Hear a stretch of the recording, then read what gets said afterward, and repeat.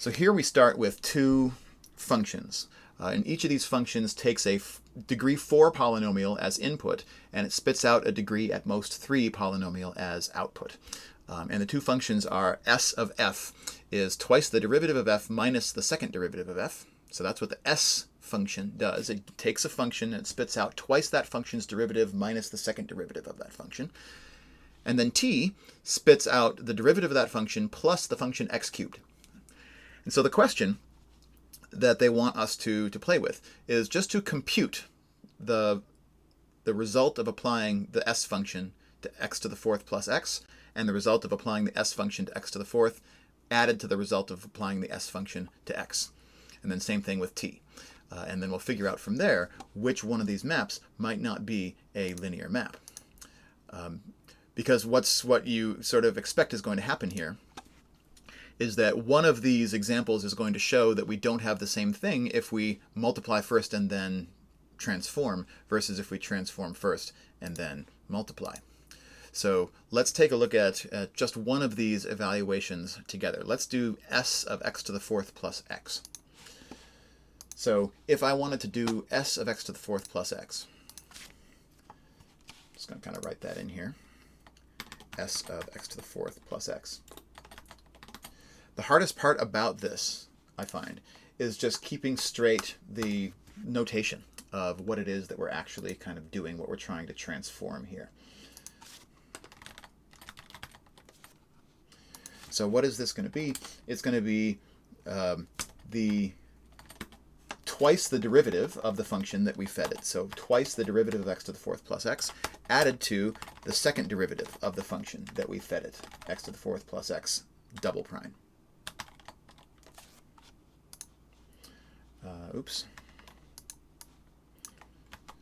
Sorry, let me switch this over into the mode where it actually can show me more than one equation at a time. Okay, so it's twice the derivative of x to the fourth plus x plus the second derivative of x to the fourth plus x. So now we get to do a little bit of calculus. Is that our first time doing calculus this semester? I kind of think it is. Most of the prerequisites for linear algebra that require calculus don't actually require it because we need to do calculus during linear algebra, but this is one instance where we at least have to know how to take the derivative of a polynomial. So what would a derivative of x to the fourth plus x be? 4x plus 1. 4x, missing an exponent on that, but yes. X to the third. 4x to the third plus 1. There we go. 4x to the third plus 1. And then we want the derivative of that is going to be the second derivative of x to the fourth plus x. And so that second derivative is going to be 12x squared. 12x squared plus 0. That plus 1 is going to get cannibalized there. Okay. So there is the result. So we'll just simplify that out one more step here. So that's going to give me 8x to the power 3 plus 12x to the power 2 plus 2. So there is the value of s of x to the fourth plus x. And so the purpose of this problem is to investigate whether we get the same thing by transforming the sum of x to the fourth plus x versus transforming x to the fourth and transforming x separately and then adding the results. Right? That's really what we're trying to assess here, is do we get the same thing? So let's do just transforming of x to the fourth. S of x to the fourth. So first of all, how would I write out the right-hand side of what I have here? So s of x to the fourth is twice the first derivative of x to the fourth plus the second derivative of x to the fourth. And we did these derivatives a minute ago, so we'll cruise through them this time. 4x to the power 3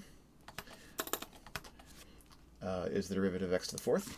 And then the derivative of that is going to be 12x squared. And so when I add these together, I'm just going to get 8x cubed plus 12x squared.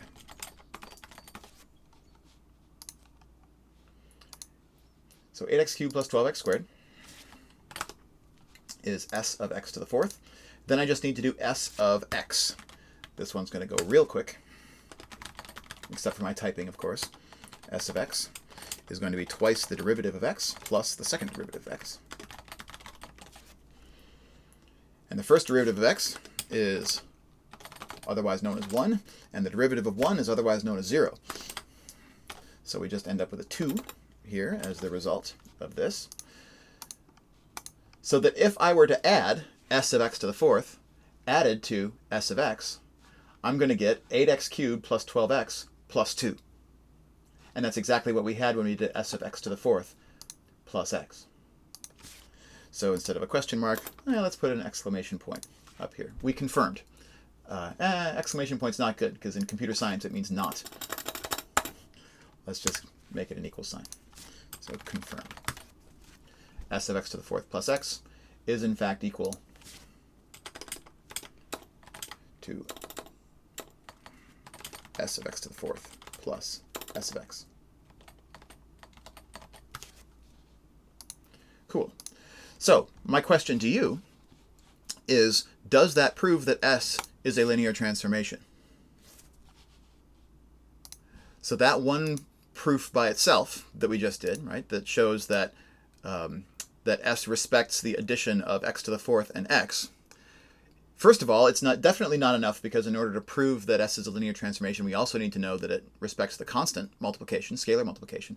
And the second reason that it's not enough is it only shows that these two particular functions, x to the fourth plus x, if I add them together and then take S, it's the same as if I apply S and then add them together. In order to prove that it's a linear transformation proper, we have to show that it works for all functions f inside of the domain of my linear transformation, which is the polynomials of degree 4 or lower, right?